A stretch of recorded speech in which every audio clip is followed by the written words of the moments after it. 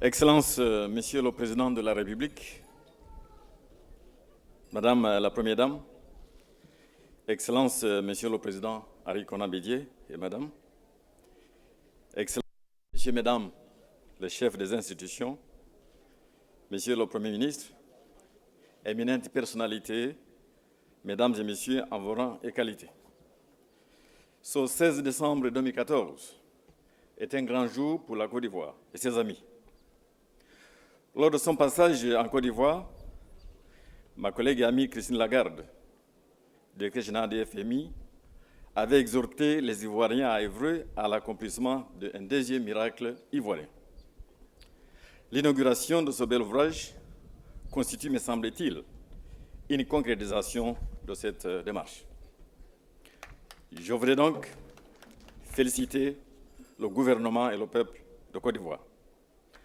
Après des années d'études, de retard, de négociations pour le bouclage de son financement, ce pont est aujourd'hui une réalité.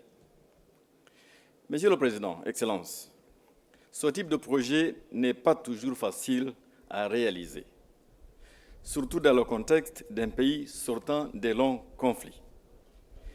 Il est d'autant moins qu'il s'agit ici d'un investissement de plus de 270 millions d'euros.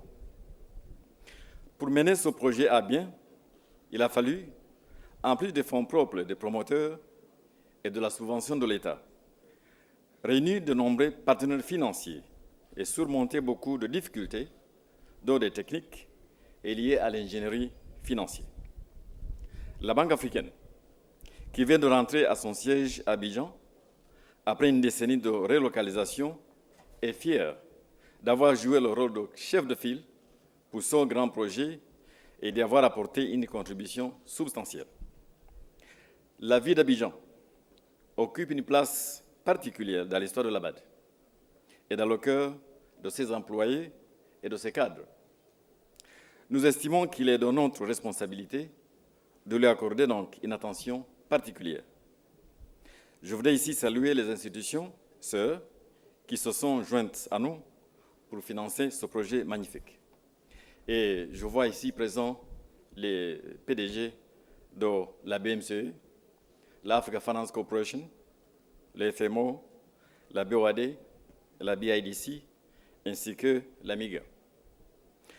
Je voudrais insister un instant sur notre grande satisfaction commune de voir aboutir une fois de plus sur notre continent un grand projet de type PPP.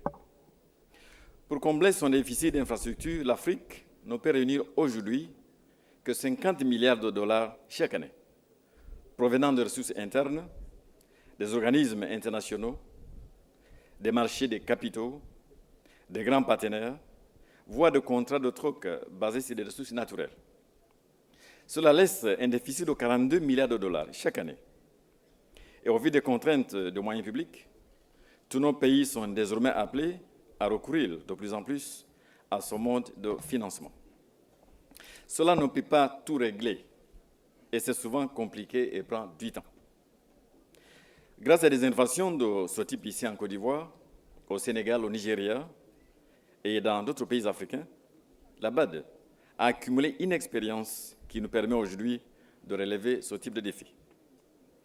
Je voudrais donc à cette occasion rendre hommage au gouvernement, aux promoteurs, aux partenaires financiers pour cette ténacité qui a permis de surmonter de nombreux obstacles et d'arriver à ce résultat que nous célébrons aujourd'hui. La Côte d'Ivoire est aujourd'hui la 10e économie de l'Afrique subsaharienne. Avec le PIB de 28 milliards aujourd'hui. Avant la crise, la Côte d'Ivoire était pratiquement la 5e économie africaine. Aujourd'hui, il est la 10e économie africaine à cause de la crise. Monsieur le Président, au moment de l'indépendance, l'époque à laquelle les 2 premiers ponts ont été construits, l'Afrique ne comptait que 300 millions d'habitants. Le taux d'urbanisation était inférieur à 10%. Aujourd'hui, la population de l'Afrique s'élève à 1 milliard et le taux d'urbanisation avoisine déjà 40%. La ville d'Abidjan, 5e en Afrique, après Lagos, le Caire, Johannesburg et Kinshasa, totalise à elle seule 700 millions d'habitants, c'est-à-dire pratiquement 21% de la population de la Côte d'Ivoire. C'est dans cette ville d'Abidjan qu'est produite pratiquement la moitié du PIB ivoirien, c'est-à-dire 17 milliards de dollars. Ceci est à l'image de l'ensemble du continent. Une forte démographie, une très forte poussée de l'urbanisation. En effet, l'Afrique qui monte est essentiellement un phénomène des grandes villes. C'est là que les économies dites d'agglomération sont réalisées. C'est là que la forte croissance de la demande intérieure, grand facteur de croissance pour les économies africaines, se manifeste. Mais c'est là aussi que se posent des problèmes de chômage, d'infrastructure et d'inclusion. Cela exige une attention toute particulière dans l'ensemble de nos États. Monsieur le Président, Excellences, pour terminer, je voudrais insister sur un point qui me paraît capital. Un projet à long terme comme celui-ci repose sur le facteur dit confiance.